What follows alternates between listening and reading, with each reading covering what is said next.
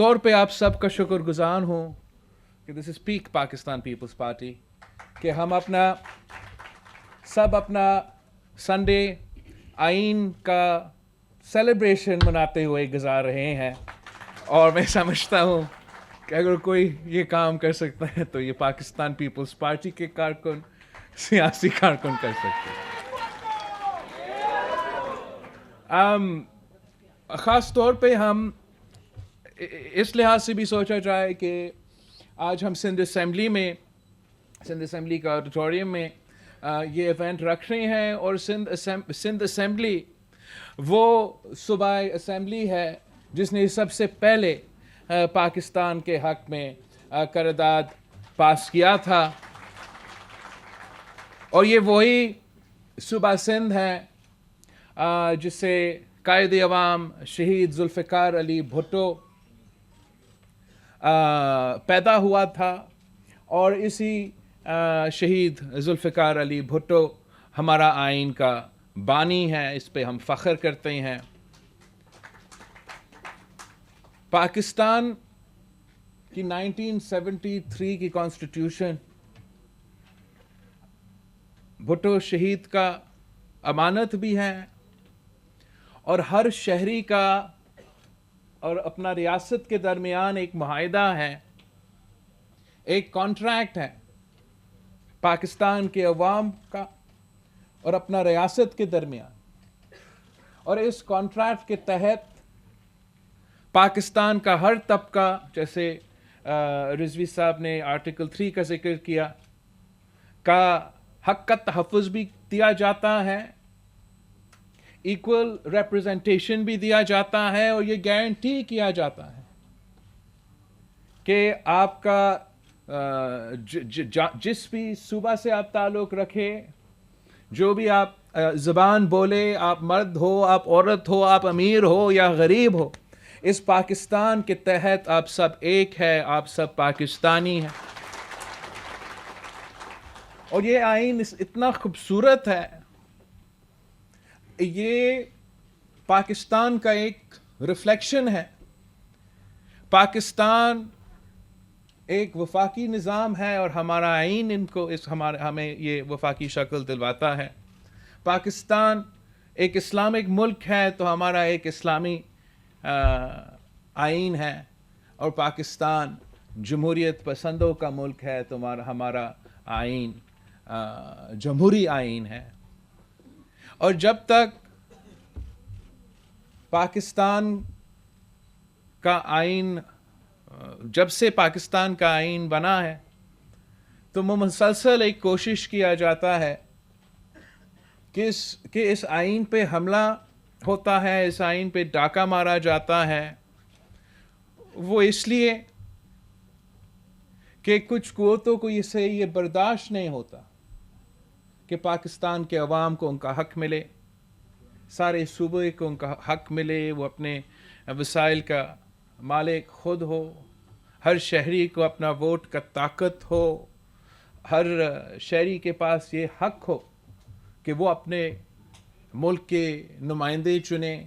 کچھ قوتوں کو یہ بہت ہی اس سے تکلیف ہوتا ہے کہ پاکستان کی آئین کی وجہ سے، قائد عوام شہید ذوالفقار علی بھٹو کی وجہ سے، کہ چاہے آپ کسان ہو یا مزدور ہو، سفید پوش طبقہ سے تعلق رکھے، آپ ایک لائر ہو، آپ ایک ٹیچر ہو، آپ ایک چھوٹا تاجر ہو، یا آپ فوج میں ہو یا آپ پولیس میں ہو، آپ امیر ترین آدمی ہو یا غریب ترین آدمی ہو، آپ کا ایک ہی ووٹ کا حق ہے، اور ہر شہری کے پاس اتنا ہی ریپرزنٹیشن میں اتنا ہی آواز ہے اس ملک پہ کہ ہم سب الیکشن دن پہ جا کے اپنا ووٹ استعمال کریں اور اس ملک کی حکمرانی کا فیصلہ کریں۔ پاکستان کی تاریخ میں پاکستان کی آئین کے لیے کافی امتحان آئے ہیں۔ ایک ضیاء الحق کی صورت میں جس طریقے سے ہمارا آئین کو پامال کیا گیا، نفرت کی بوجھ جس دن مذہب کے نام پہ پورا ملک کا جو نقصان ہوا، جنرل ضیاء کا دور تھا، ہم آج تک اس کا نتیجہ بھگت رہے ہیں۔ اس کے بعد عامر جنرل مشرف کا دور تھا، اور اس نے بھی ہمارا آئین پہ تو حملہ کیا، لیکن پورا معاشرے پہ جس طریقے سے اس دور کی وجہ سے میرا خیال میں ہم آج تک اس کا نقصان بھی بھگت رہے ہیں. اور 2007 سے لے کے 2008 سے لے کے 2013 تک ایک ایسا دور آیا تھا جیسے لگ رہا تھا کہ پاکستان کی تاریخ میں آخر کار پورا معاشرے جو ہے، پورا جو سوسائٹی جو ہے، ہم میچور ہو چکے تھے. مجھے یاد ہے اس دن جب آپ نے 1973 کا بحالی کے لیے 18ویں ترمیم پاس ہوا، تو ڈان نیوز کا ہیڈ لائن تھا کہ پاکستان's politicians finally mature.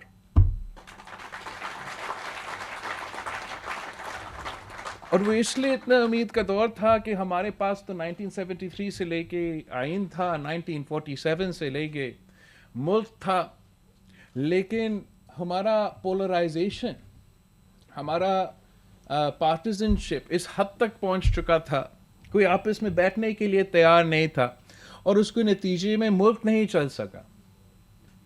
سیاسی جماعتوں نے اس فیصلے پہ، اس موقف پہ پہنچا کہ جب تک ہم آپس میں لڑتے رہیں گے مزے تو کوئی اور لیں گے. آئین ہمیشہ خطرہ میں رہے گا، جمہوریت خطرہ میں رہے گا، اور ملک ترقی نہیں کرے گا.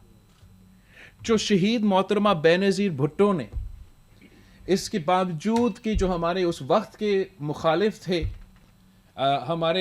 ہمارے ساتھ انتقامی سیاست کا رویہ رکھا تھا. صدر زرداری نے 8.5 سال اس وقت تک، 11 سال اس وقت تک اجتماعی جیل میں گزارا تھا، مگر اس کے باوجود خود شہید محترمہ بے نظیر بھٹو اپنے سیاسی مخالفین کے پاس جائے اور یہ فیصلے کی کہ ہم چارٹر آف ڈیموکریسی پہ کام کریں گے، اور ہمارا جو آپس کے اختلافات ہے وہ اختلافات رہیں گے، لیکن ہم ایک دوسرے کے ذاتی دشمن نہیں ہوں گے.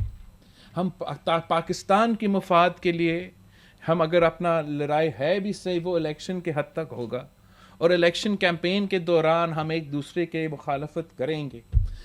مگر اس کے بعد جس کا حکومت بنے گا، ان کو، حکومت پاکستان کو، پارلیمان کو اگر نظام کے تحت چلے گا، اپوزیشن میں لیڈر جو ہے وہ اپوزیشن کا عہدہ سنبھالیں گا، لیڈر آف دا ہاؤس وزیر اعظم کا کرسی بھی سنبھالے گا، اور ایک نظام کے تحت یہ ملک چلے گا.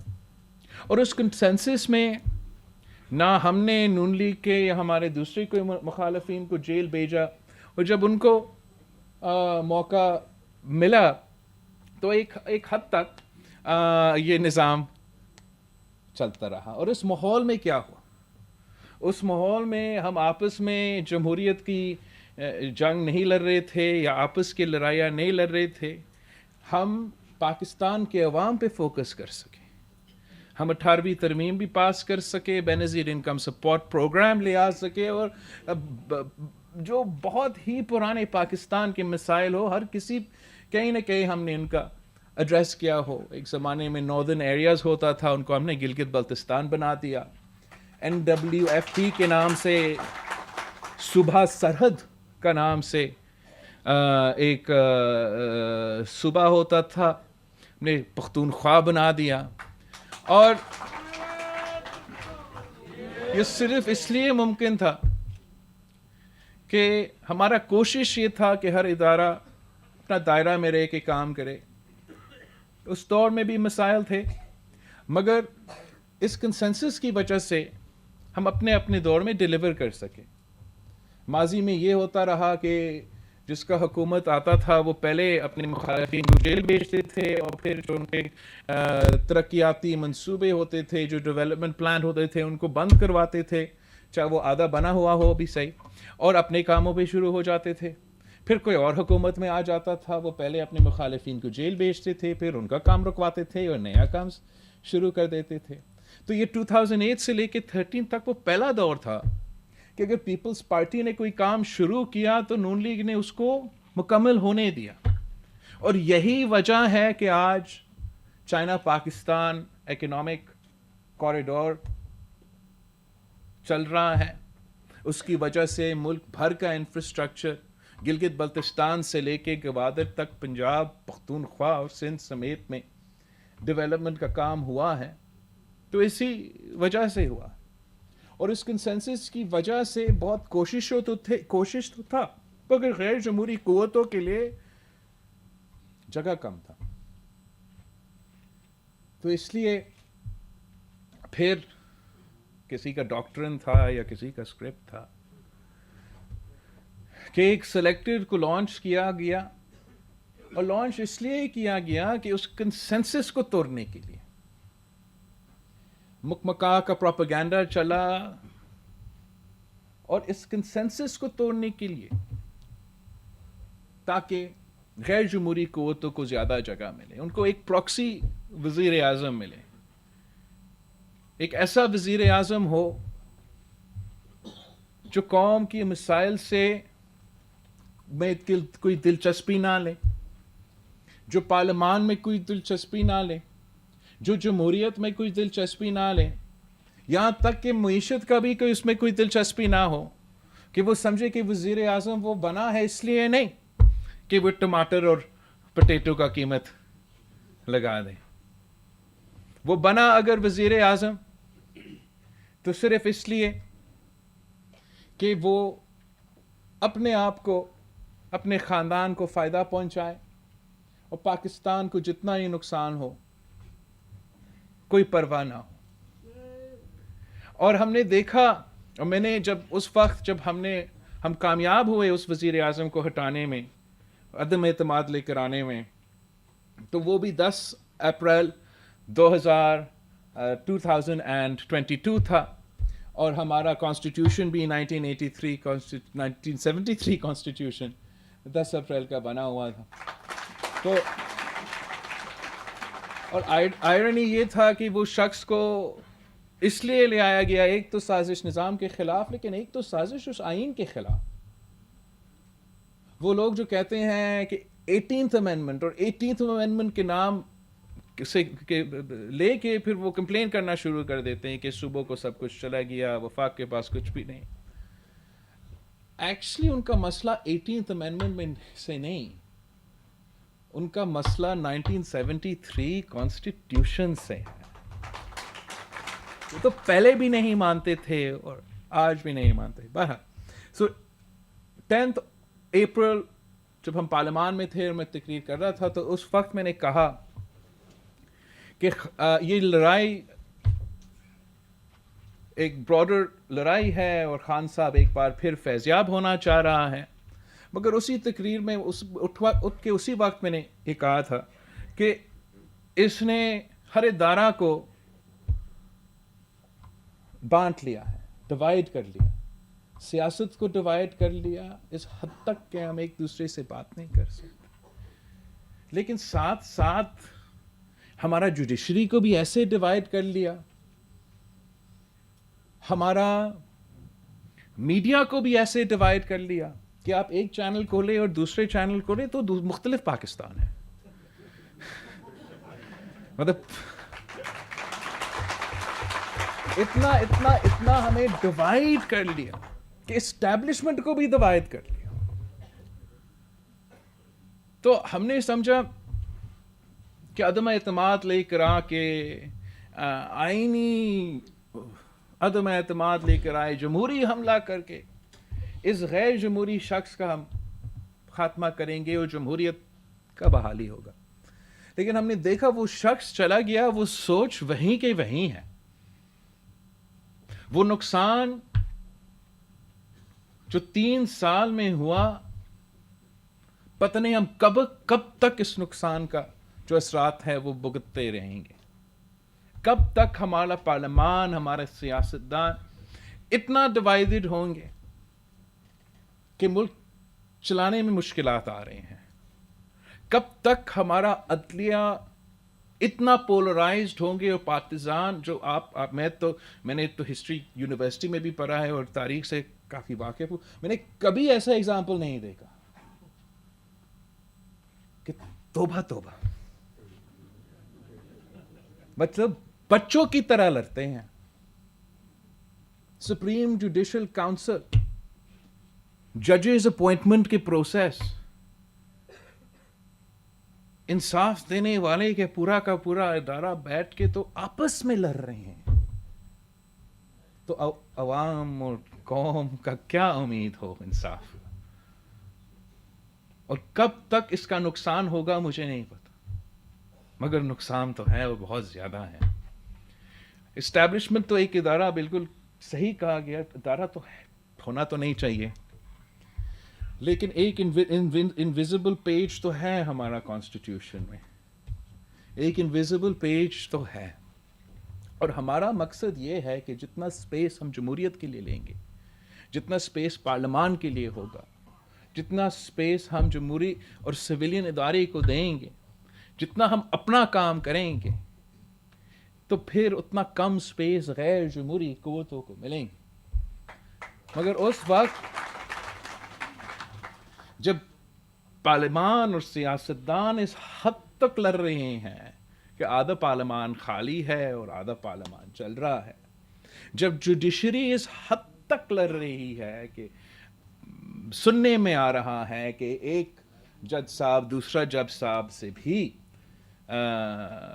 بات کرنے میں مشکلات ہے, جب میڈیا اس حد تک ڈیوائیڈڈ ہے کہ ایک چینل پہ ایک سچ اور دوسرے چینل پہ دوسرا سچ ہوگا, تو پھر اس انویزیبل پیج کے لیے, غیر جمہوری قوتوں کے لیے تو مزہ ہی مزہ ہوگا.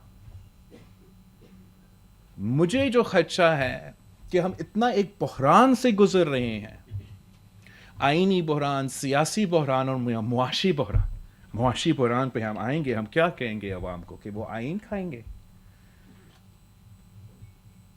یہ جو حالات ہے میرے خیال میں پاکستان کی تاریخ میں ہمیں بہت امتحان سے گزرے ہیں, لیکن اس دہشت گردی ایک جس طریقے سے جو مسائل سامنے اس وقت آ رہے ہیں, جس کی بوجھ عام آدمی کو اٹھانا پڑے گا, غریب آدمی کو اٹھانا پڑے گا, وہ پاکستان کی تاریخ میں ہم نے نہیں دیکھا. اور جیسے ہم آپس میں لڑتے رہیں گے, عوام کے مسائل میں اضافہ ہوتا رہے گا. اور جو اس وقت عام آدمی کا سب سے اہم پرائیورٹی ہے, نمبر 1 ایشو ہے کہ اکانومی, معیشت, مہنگائی, بھوک, بے روزگاری, غربت, ان کا ہم مقابلہ کیسے کریں گے اگر ہم آپس میں لڑتے رہیں گے؟ یہ پاکستان جس امتحان سے گزر رہا ہے, we don't have the time for these petty fights. کہ جس طریقے سے دہشت گردی ایک بار پھر اپنا سر اٹھا کر حملے پشاور سے لے کے کراچی تک, ہم آپس میں لڑتے رہیں گے تو دہشت گردوں کو بھی فائدہ ہوگا, وہ خوب فائدہ لے رہے ہیں. ہم جو معاشی بحران ہے, میں نے اتنا, میں چلے کم عمر کا تو ہوں, لیکن میں نے نہ کبھی خود دیکھا ہے نہ کبھی ایسے سنا ہے ایسے وقت جو اس قسم کا معاشی حالات. اور میں جب اکنامک مسئلے کی بات کر رہا ہوں, میں اس بات کا نہیں کر رہا ہوں کہ اسٹیٹ بینک میں کتنا پیسہ ہے اور IMF کا معاہدہ کیسے چل رہا ہے, کہ عام آدمی کا گزارا کیسے ہو رہا ہے, اپنے بچے کو اسکول کیسے, بچے اسکول تو دور کی بات, کھانا کیسے پہنچائیں گے. جس قسم کے کہانیاں ہمارے پاس آتے ہیں, ہم اس لیے سیاسی جماعت سے ہوتے ہوں تو ہر طبقے سے, ہر پارٹ آف سوسائٹی سے ہمارا انٹریکشن ہے, اور جو مسائل ہیں اس وقت صرف عام آدمی کو اپنا صرف ایک دن گزارنے میں بہت مشکل صورتحال ہے. اوپر سے سیلاب کے اثرات ہیں, جو ہمارا تاریخی ایک سیلاب تھا جو کبھی ہمارا تاریخ میں ہمارا ذرائع معیشت کو, ہمارا پورا معیشت کو تو نقصان ہوا ہے.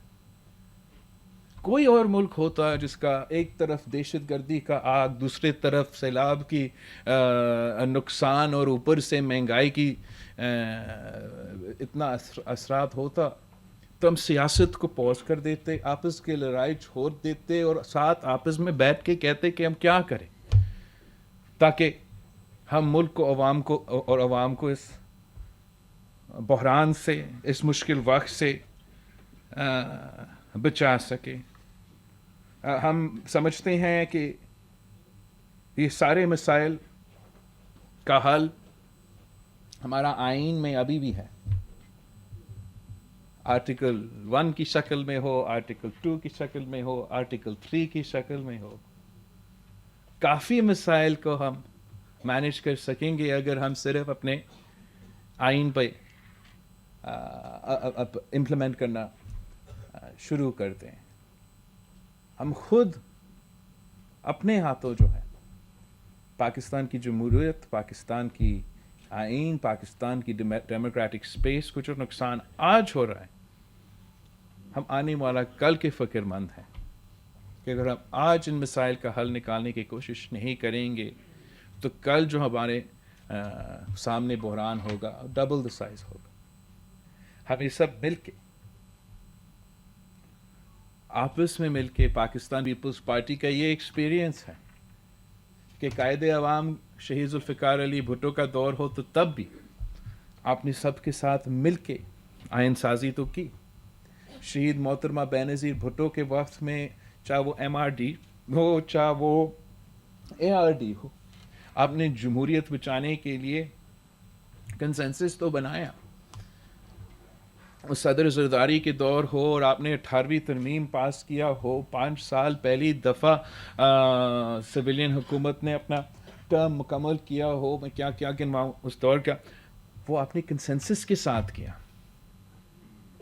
ہمارے پاس میجورٹی نہیں تھا, 100 سے زیادہ کانسٹیٹیوشنل امینڈمنٹس لے کر آئے تھے.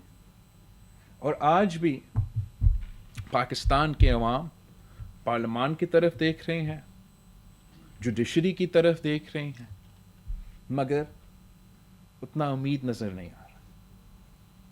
اور افسوس کے ساتھ کہنا پڑ رہا ہے کہ جس طریقے سے اعلیٰ عدلیہ ڈیول سٹینڈرڈز کے ساتھ چل رہا ہے, وہ کافی مشکل ہے ہم جیسے جماعتوں کے لیے اس قسم کے ایکشنز کو ڈیفینڈ کرنا. یہ ایسے نہیں ہو سکتا کہ لڑکانہ کا وزیر اعظم ہو تو پھانسی پہ چڑھ سکتا ہے. یہ ایسے نہیں ہو سکتا کہ آج تک ہم تو انتظار میں ہیں کہ قائد عوام کو انصاف دو, ریفرنس آپ کے سامنے ہو اور ہمیں جواب نہیں ملے. مگر ایک زمان پاک کا بھی وزیر اعظم ہے یا تھا, اس کو ٹانگ میں تکلیف ہو, 1 ہفتہ عدالت انتظار کرے جناب کہ آپ پہنچے. کہ زمان پاک کا وزیر اعظم ہو تو جج صاحبان اپنا ہی مذاق بنا دیں کہ آج ہم ہیئرنگ ہوگا, نہیں تو گرفتاری. اچھا آج نہیں تو کل ہوگا, پھر ورنہ گرفتاری. آج 5 بجے ہوگا ورنہ گرفتاری. چلے 8 بجے ہو ورنہ گرفتاری. آخر آپ آ چکے ہو, آپ کا بڑا مہربانی. کاغذ پہ جعلی سگنیچر ہو, مگر کوئی بات نہیں, آپ کو جانے.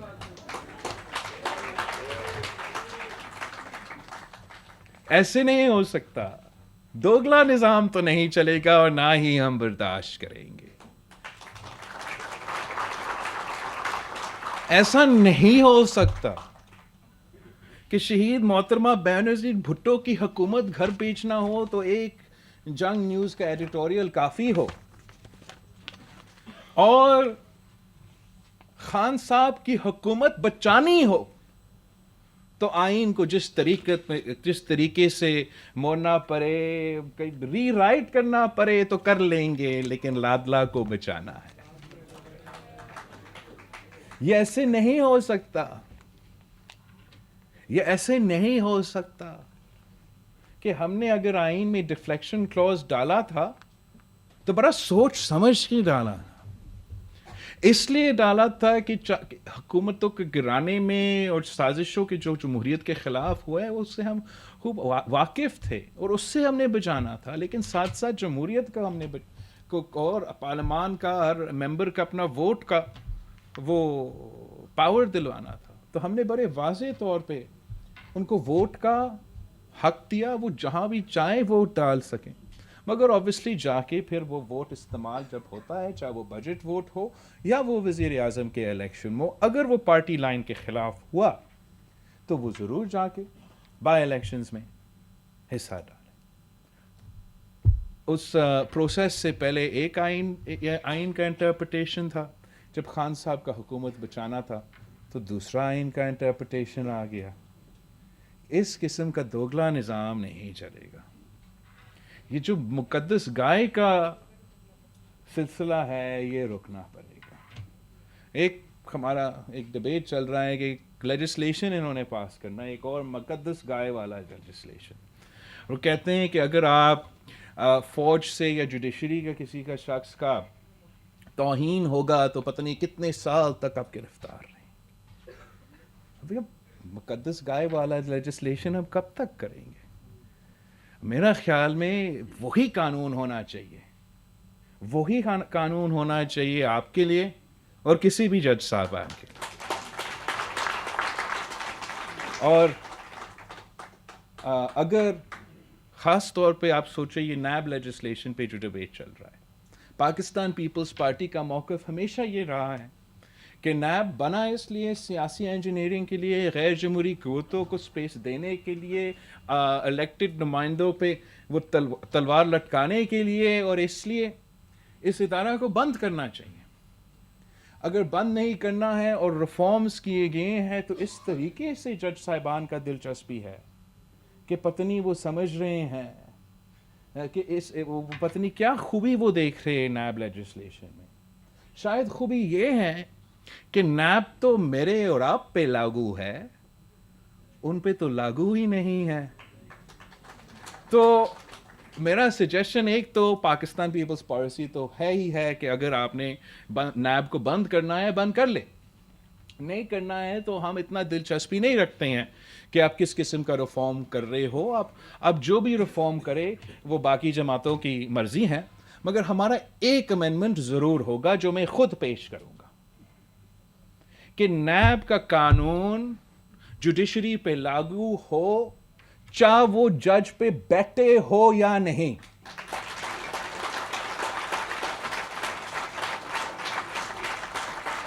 کرپشن ہر جگہ ہے، ہر جگہ ہے، پارلیمان میں بھی ہے اور جوڈیشری میں بھی ہوگا. صحیح قانون ہو، صحیح اپروچ ہو تو تگڑا چیف جسٹس کرپشن کو ختم کر سکتا ہے، اور صحیح طریقے ہو تو آپ جمہوری انداز سے بھی، جمہوری ادارے سے بھی ہٹا سکتے ہیں. لیکن انفارچونیٹلی ہم نے یہ ہولی کاؤز والا نظام چلا رہے ہیں.